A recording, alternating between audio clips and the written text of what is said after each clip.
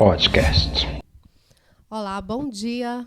Meu nome é Maria Aparecida Alves Ribeiro, sou professora de Ciências da Escola Dom Serafim Gomes Jardim e hoje nós estamos aqui para mais um podcast da saúde. E hoje nós temos aqui a honra de receber aqui na nossa escola o Dr. João.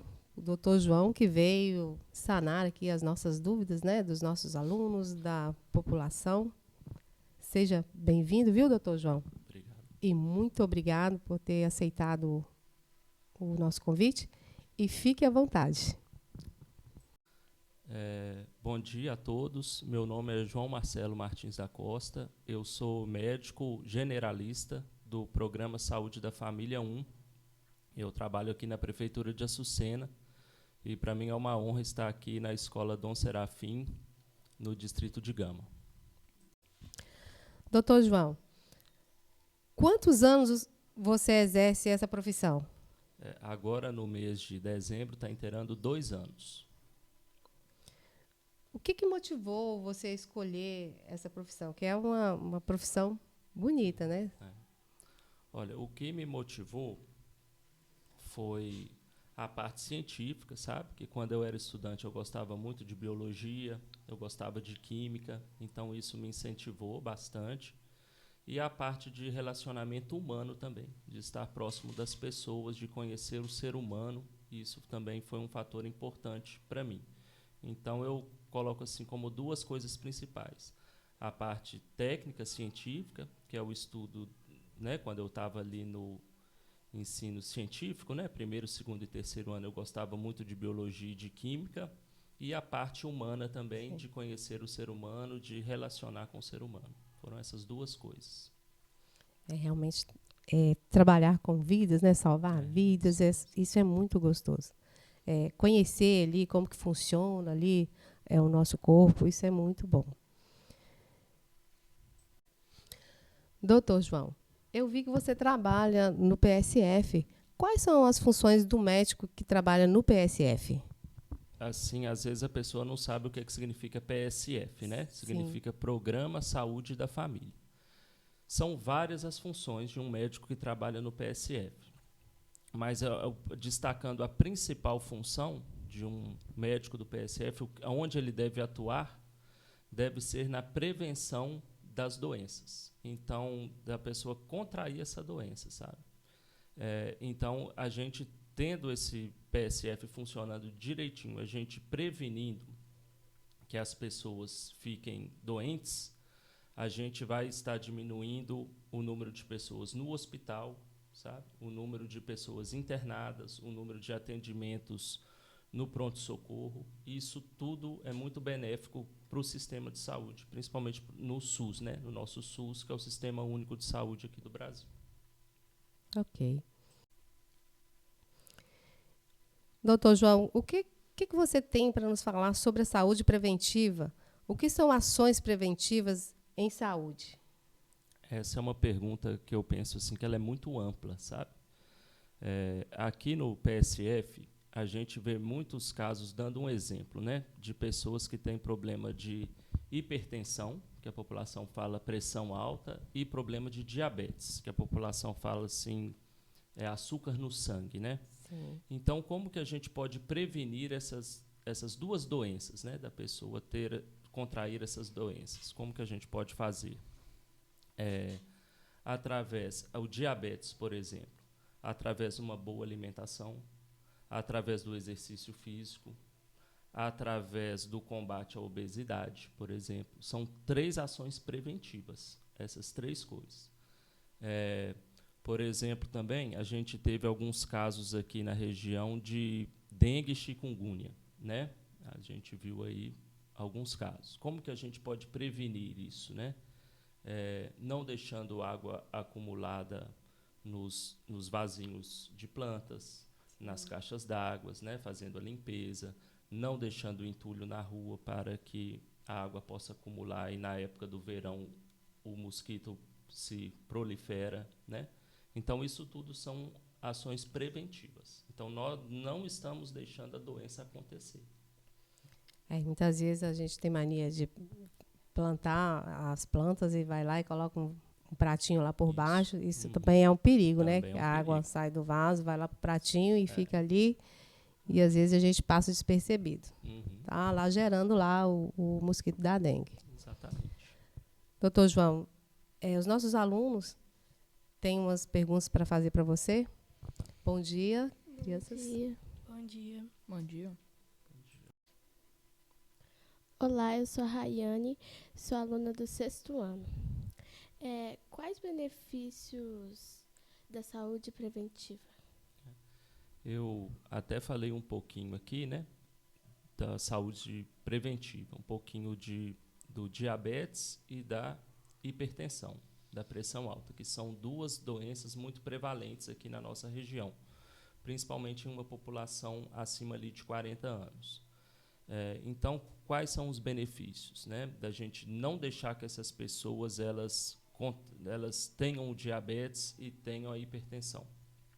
Porque elas não tendo essas doenças, elas não vão sobrecarregar o nosso sistema de saúde. Porque uma pessoa com diabetes, ela tem que fazer exames, às vezes o diabetes dela está um pouquinho complicado, ela tem alguns problemas de circulação nos membros inferiores, nos pés, nas pernas, ela precisa passar por uma pequena cirurgia. Às vezes, com o diabetes dela complicado, ela começa a ter alguns problemas de visão, aí ela tem que passar no oftalmologista, que é um médico de olhos. Tudo isso sobrecarrega o sistema, porque ela tendo que passar num cirurgião vascular para fazer uma cirurgia, isso é muito caro, sabe? A consulta é cara, a cirurgia é cara, o material que usa é caro. Se ela tiver que ir para o oftalmologista por problemas de visão, também é tudo muito caro, sabe?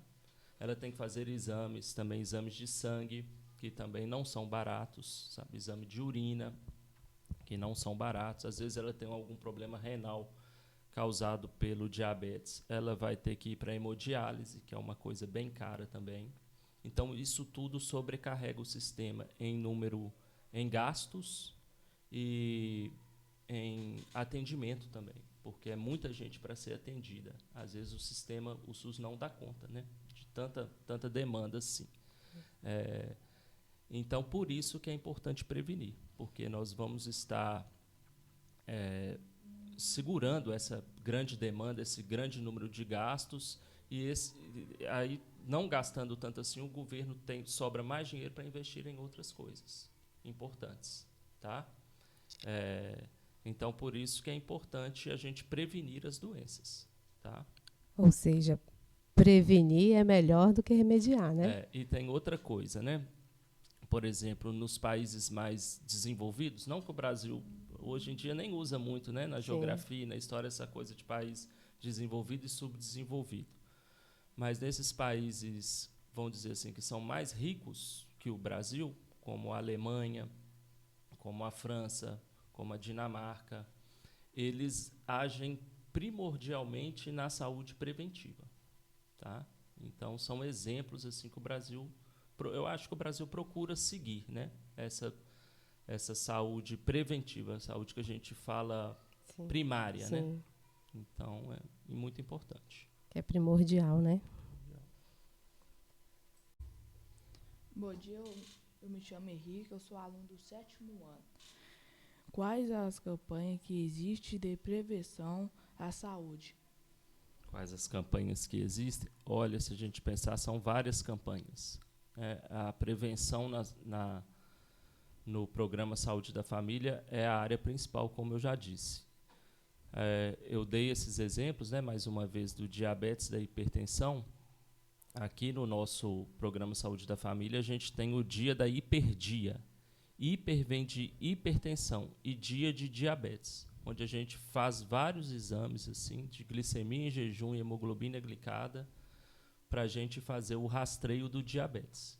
Tá? Então, a gente recebe várias pessoas, a gente pede esses exames para ver se a gente descobre essa doença no princípio, ou quando essa doença ainda nem aconteceu. Às vezes, a pessoa está com maus hábitos de vida, não está se alimentando direito, não está fazendo atividade física. Aí a gente consegue orientar essa pessoa, falar, olha, se você continuar desse jeito, o seu risco é grande de você ter um diabetes ou uma hipertensão. Da hipertensão, a gente faz a aferição de pressão arterial. Às vezes a pessoa tem a pressão alta e não sabe que tem, porque tem anos e anos que ela não vai no posto de saúde aferir a pressão. Ela tem ali mais de 40 anos, principalmente a população masculina, né? Muito difícil procurar auxílio na saúde, procurar o médico. Então, esse tipo de coisa.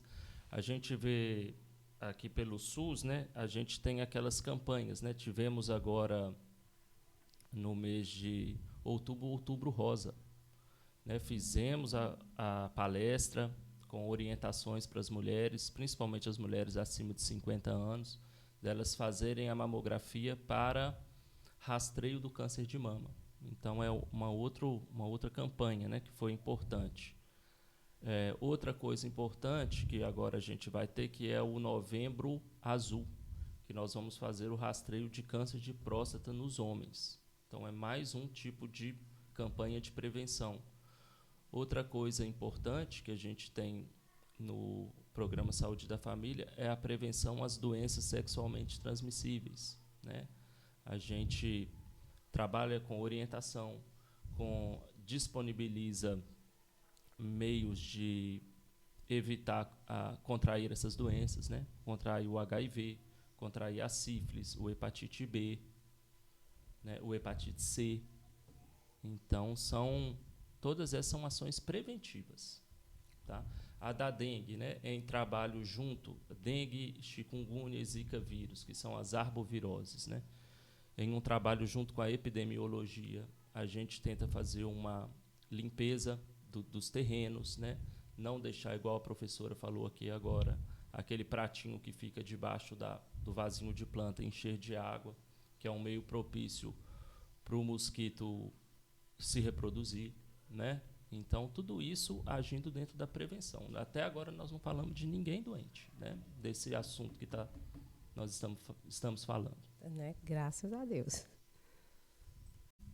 Olá, meu nome é Maria Eduarda, sou aluna do 8º ano, estudo na Escola Estadual Dom Serafim Gomes Jardim. Olha, você acha que essas campanhas têm funcionado? Tem funcionado, tá? Com certeza absoluta que tem funcionado, tá? Qual que é o nosso objetivo? Fazer com que funcione mais, que a população se conscientize. Isso aqui é um bom meio para a população se conscientizar, né? Se esse áudio, né, esse podcast, Sim. puder ser assim, passar para as pessoas, né, distribuído, será muito bom, que mais uma coisa para a pessoa se tocar dentro de casa. Falar, opa, eu preciso olhar a minha saúde antes que eu adoeça. E é igual você falou, né? Até agora não tem ninguém doente, né? Graças a Deus. Doutor, um problema que estamos enfrentando muito na época de chuva é a dengue, o vírus da chikungunya. Qual é a diferença entre os dois vírus? Tá. Olha, a diferença entre os dois vírus, ela é pequena, tá? Ela é pequena. Primeiro que eles são eles são vírus, né? Porque a gente sabe que existem os vírus, existem as bactérias e existem os protozoários, né? Vamos dizer assim, que são os 3 principais agentes causadores de doenças infecciosas, né? Então, a diferença entre eles ela é pequena. Tá? A gente sabe também que ela é transmitida pela picada de um mosquito, né? Então, o que acontece? O vírus ele está dentro do mosquito, tá? Então, o mosquito ele está infectado, ele vai e infecta a gente também, tá bom? Então, a diferença ela é pequena. O que é a grande diferença entre os dois são as manifestações clínicas que acontecem quando a pessoa é infectada. Isso que tem uma diferença que dá para a gente diferenciar. Agora, quanto à parte biológica, vamos dizer assim, dos vírus, a diferença é muito pequena. A gente sabe que vírus é aquela coisa, tem muito tempo que eu estudei isso, mas ele tem um envelope. A professora aqui deve saber mais que eu. Ele tem um envelope, tem uma fita de DNA ou RNA, né? Mas a diferença, assim, vamos dizer, não sei se é bioquímica, biológica, ela é muito pequena, tá bom? O vírus, ele prolifera, né, mais rapidamente. e mata também, como todos. E a forma de prevenção dessa doença? A forma de prevenção, eu tive um professor que ele fala assim, né, que quando teve a pandemia de Covid, foi mais ou menos há um ano, começou em 2020, né, 2 anos, ele falava assim que vírus não tem remédio. Então, o vírus não tem remédio. Hoje em dia até que tem, porque a gente não tem o vírus do HIV, que não tem um coquetel que ele não é uma cura, né? Porque muita gente hoje acha que o HIV tem cura. Aí ela não quer usar a camisinha, ela não quer tomar os cuidados devidos, né? É uma coisa que tem um controle e muito difícil, com vários e vários remédios. Falam coquetel, né? Um coquetel. Então, essa cura assim, para os vírus não existem, né? Assim, é muito difícil você achar um remédio que combata o vírus. A bactéria você tem, os antibióticos, desde a década de 40 e 50 que tem os antibióticos, a amoxicilina, a ceftriaxona, vários remédios, né?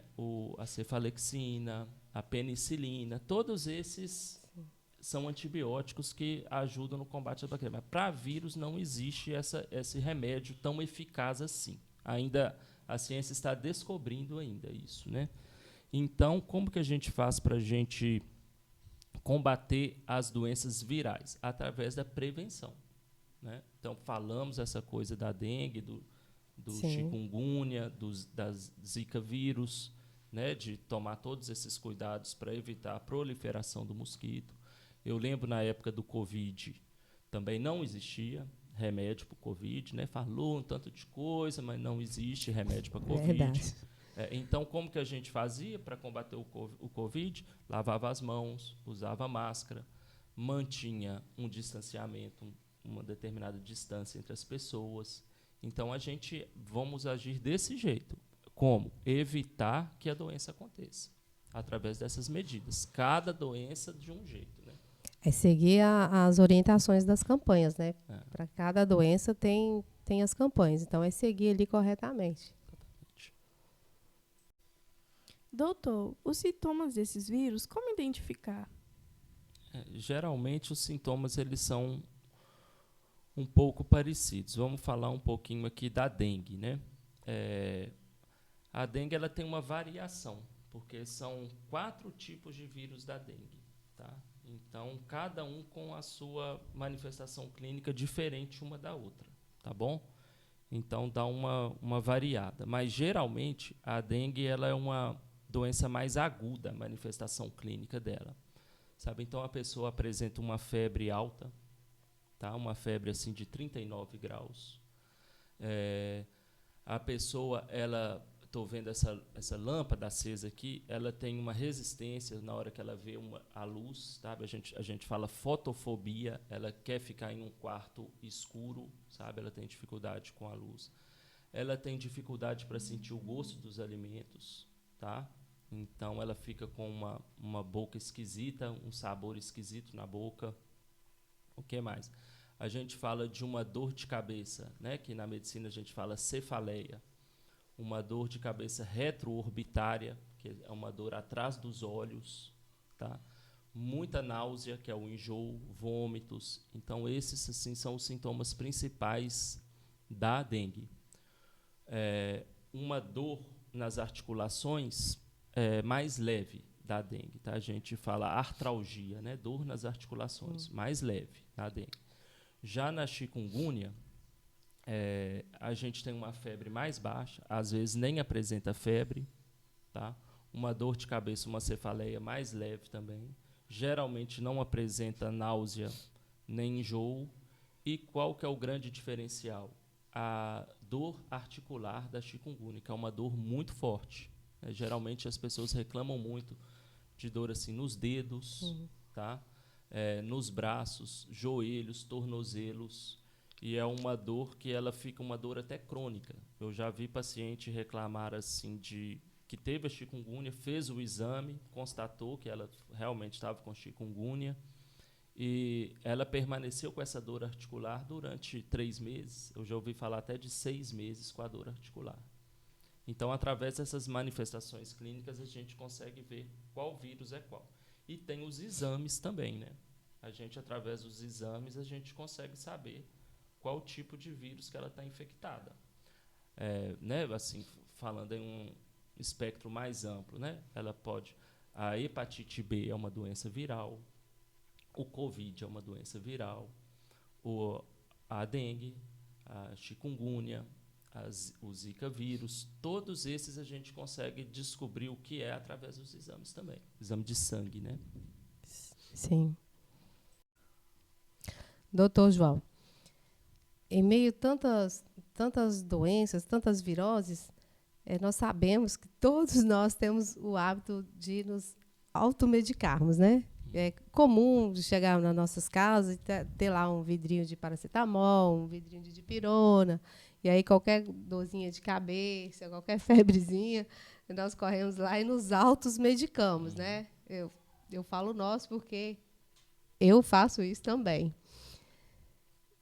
Para finalizarmos, vamos fazer uma conscientização para a população sobre os perigos da automedicação. É muito importante. A gente deve evitar a automedicação. Mas, às vezes, é lógico que não tem jeito, né? A gente está com aquela dor de cabeça que sempre tem, a gente vai... Às vezes, não tem um médico assim tão perto para a gente poder consultar. Sim. E é o que a gente tem em mãos. Assim. Mas a gente deve combater a automedicação, se for a gente pegar para olhar mesmo, por causa dos perigos, né? Eu tenho um amigo que ele fala assim que remédio não é bala, né? Porque o que a gente vê muito hoje é remédio sendo vendido na mercearia, no bar, né? A gente vê muito isso, remédio vencendo. E pessoas viciadas em remédio também. Eu vejo pessoa viciada em... Eu trabalho no posto de saúde, então a gente sempre recebe as pessoas, Sim. Os pacientes, né?